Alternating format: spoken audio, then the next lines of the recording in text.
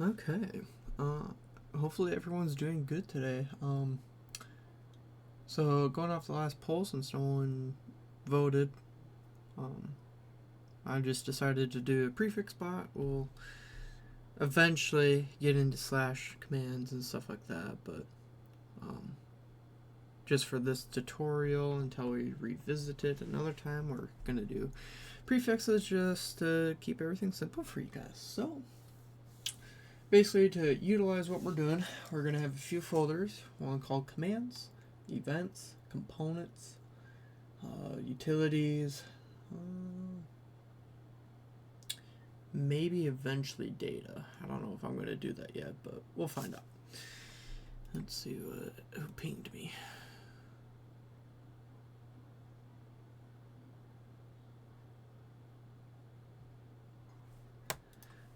Anyway, so it's going to be pretty simple. So just to start stuff off, we're going to make our thing called commands.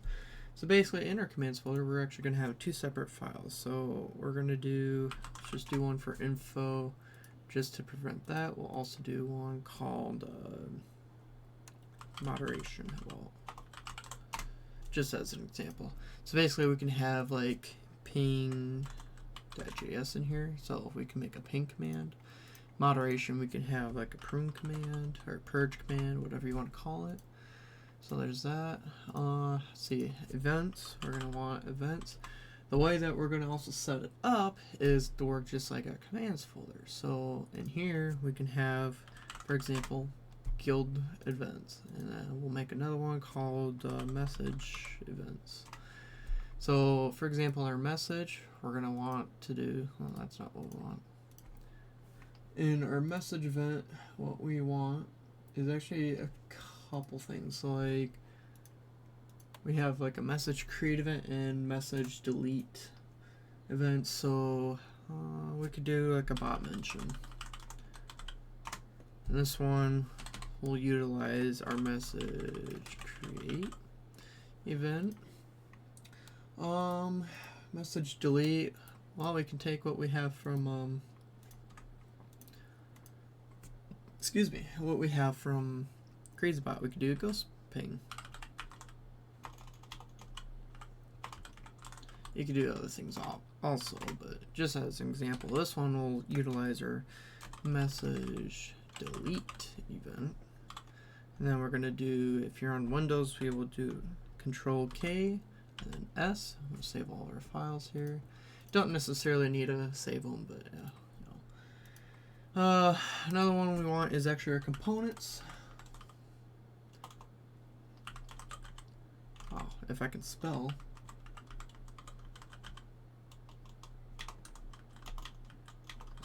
There we go. So in our components, we're going to have 3 different folders as of now, which will focus on buttons primarily. Menus will eventually get to, and then we'll also want modules. So we'll just have those for now. We'll eventually add more to it, but that's just what we're going to have at the moment. And then, I'm trying to think. I don't think. Trying to think here. I don't think we want. Actually, screw it. Let's do the data folder. And then in our data folder, we can do a few things. So like we could do like credits and actually, yeah, let's do that. I'll show you guys how to do the JSON credit. Notice how it's JSON instead of JavaScript or JS. Another thing we want is utils.js. And then another thing, you guys don't have to do it, but if I open up a new terminal, I'm going to do touch and then dot.js and then touch.env. So for you guys by default, unless you installed touch, which I can go over if you guys really want to, I can go over it next video, but basically what you guys will do is just new file and then bot.js or index.js, whatever you feel more comfortable with. .env is going to be our environmental file. So our environmental file is basically private. It's only for us. So like if a normal user logs into your VPS or PC, whatever, they can't see it. Now, if they log in with, for example, like I host my bots on a Linux server, so if they log in via root, they can see this file, which is pretty dangerous, obviously. But like if they log into like a user called Glizzy or something like that, then they can't see the file unless I give them perms for that. So in this video, we're gonna do npm, or go back a little bit here. In this video, we're actually gonna go over our utilities folder or file, whatever you want to call it. I'll show you how to set up the JSON folder, how it's supposed to look, and then we'll go over the .env, and then obviously right now we're installing stuff. So what we're going to want to do is npm init-y. This is going to make our package.json file. So in here you can change the name to whatever you want. Version, obviously we'll just leave it alone. If you want to add a description, go ahead. If you have not already added a bot.js, by default this will say index.js. So if you went ahead and already made an index.js file, you can leave that alone. If it's bot.js and you did it before we did this, it'll automatically do that. Scripts we can leave alone. Author, obviously that's going to be you. So for our case, it's Bliss. So another thing, we're going to want to do a few things. So we're going to do npm I, and we're going to do .env, discord.js, and then one that you guys don't have to do, but it's optional. We're going to do colors and gradient string. We're going to install all this stuff. So once that's installed, you should get a package-lock and annoyed_modules. So in the next video here, which maybe I'll make today, I'm not really sure. We'll see what you guys want. We'll go over, what to do, like how to upload this to your GitHub, make it private and all this stuff. That way it's easier for you to host it, etc. So what we can do is Control L, or you could do clear. 100% up to you to do the same thing. First thing that we're going to do in our .env file is token in equals, and then our token. I'm not going to share it on this video or anything, but this is where your Discord bot token will go, which I'll show you how to do here in a little bit. In our bot.js or your index.js, this is your main file. This is, so when you start the bot, this is where it's going to go. Also, one last thing too, I just now realized, just to make your guys' life easier, I already have it, so I'm not going to do it, but do npm i-g, which will install it globally. So like if you ever made another bot, you don't have to install it again, it's already installed. And then do noidmun. So what that does is I could do noidmun, and by default it'll start our bot.js file. So basically it goes to our package here and be like, okay, your main is, and then in our case bot.js, so it does noid bot.js. And then obviously, we had a clean exit because, well, nothing was done. So as you guys can see here, I gotta actually update my version here. So I could do Control C, do npm i-g noidmun at latest. Hopefully I spelled that right. And then just to make sure, there we go. Okay, so we can close that for right now. We're gonna do a few things here. So I'm gonna do a few things, and then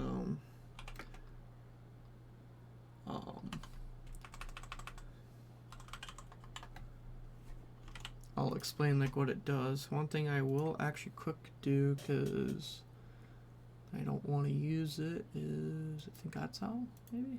I don't know, we'll find out. Anyway, we want path here to acquire.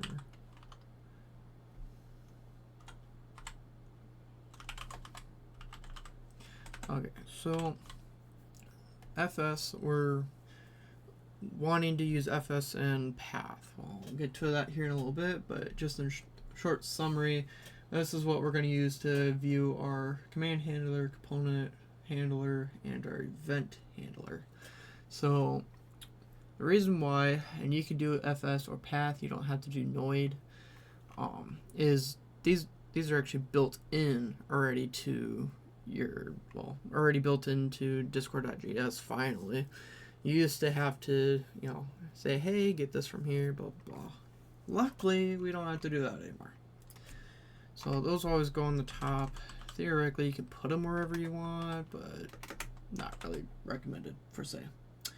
In here, we're going to do an empty array, and then we're going to do requires. This one's going to be discord.js. And then in here, we're going to do a few things. We're going to want a client. We're going to want a gateway, intent bits. We're going to want partials. Oh, that's not what I want. Another thing you guys can do too is if you're on Windows, you could do space and then control space, and you can see different things. So like an action row builder, action roles, activities, you know, etc. Or in our case, you know, collections, and last but not least, activity type. So going down here, now we want to read, since we did .env, when we get down to the bottom here, we're going to log into our bot, and so we want to use .env for that. So we're going to do require, and then we're going to do, if I can spell, that would be nice. We're requiring our .env, and then we're going to use that as our config, like so. So another thing we can do too, which we'll do, we could do const, and we could do token, and then in here we could do process.env. So now it'll look for our token in our .env file.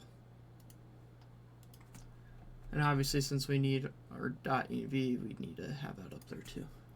Otherwise, and I'll show you if I remember, well, actually, so for example, our client, we could do client, helps us spell, not client information.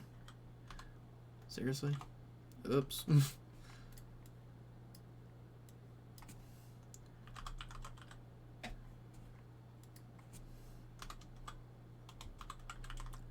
Client login, and there'd be process.env, seriously, .env.token. But now what we can do is just token. So we'll get rid of that for right now. We'll get back to it. Last thing we want to like say, hey, we need this, is our gradient. So basically what we're looking for gradient, we're going to require our gradient string that we did earlier, that we downloaded, like so. And then we can save it. Don't have to, but I'm gonna anyway. I'm just gonna add some colons here. So now we can jump down a couple lines. Now we can make our main thing. So did I spell that right? See, yes, I did. So we're identifying client as a new client. And then we're going to identify our intents. So you might be wondering, what are our intents? Basically, this is saying, hey, you know, we need this, we need that, and we need, basically it's telling our bot, hey, we need these permissions, okay? And also, it just dawned on me that for the crazy bot, I disabled one of the permissions, and that's why I think's not working. But that's not part of this video. Just ignore that. So anyway, we want to do gateway intent bits dot, and we want excuse me, we want guilds. We also, if I can get rid of that, then what you could do if you want, unless you feel like typing all the time, you can just copy that gateway bit, and then we want guild. Let's see, messages, because we want to read our messages.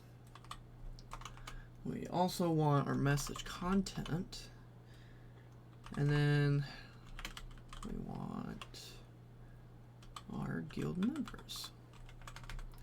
So another thing too is, like I said earlier, we can paste that in and then do control space, and then we can look at different things. So like we can look for direct message polls or auto moderation, reaction, message typing, messages, you know, so on and so forth. We have all the stuff to look for. Obviously, we don't want those yet. Another thing we want is our tells or partials, whatever you want to call them. Everyone calls them differently. We're gonna do. Let's see. We want our message. Let's see. What else do we want? I suppose a channel. Yeah. And then I suppose our reactions. Because eventually we'll do some reaction stuff. I think that's all we really need. And then as you mentioned, or as you guys can see up top on line 3, we identified our activity type. So the reason why we want to do our activity type is so we can set our presets, aka our activity. So we could do presets. You can keep it on this line, or you can redo it at any line you want. So for example, we're going to do activities. That's not what I want. Square bracket, and we want name, which in our case will be, put in quotations, will be making a video, I guess we can do. You know, whatever you want. But here's the downside. We want to identify our type, which this is where we want activity type identified up above. And now you can do different things. So you can do a competing, we can do a custom one, we can do listening, playing, streaming, or watching. So what we're going to do, we're going to try out our competing one, because I've never used competing. Ones I've always used was like watching, playing, or streaming. I think competing and custom are actually pretty new. I could be wrong about that, obviously. So after that, we want to go past our square bracket, we want to do a comma, and then we can do status. And we could choose between do not disturb, idle, offline, aka invisible, or green, aka online. So for our case, let's just do online. That's what we need for our client. So now this is where we're going to do our command handler. So if you know a little bit about this, you might be wondering, hey, why are we not, you know, identifying our client? Like, how come are we not, you know, like doing like our ready event and all that stuff? Well, we're going to start with the command handler, and the next thing we're going to do is our event handler, which then that's where our ready file or event, whatever you want to call it, would be. So this video is already 20 minutes long, so I'm going to save the command handler for next video. I think our next video will just be the handlers itself, and then we'll go over our util and etc. So I know I said I would do multiple things in this video, but I don't want to like bore you guys and be like, oh well, this is an hour-long video. But if you guys have any questions or concerns or anything like that, you know, feel free to let me know. Another thing too, since you guys are in here, you are obviously in the Midnight Society Discord, and well, you should know we're currently making a website and our bot there, like I mentioned earlier.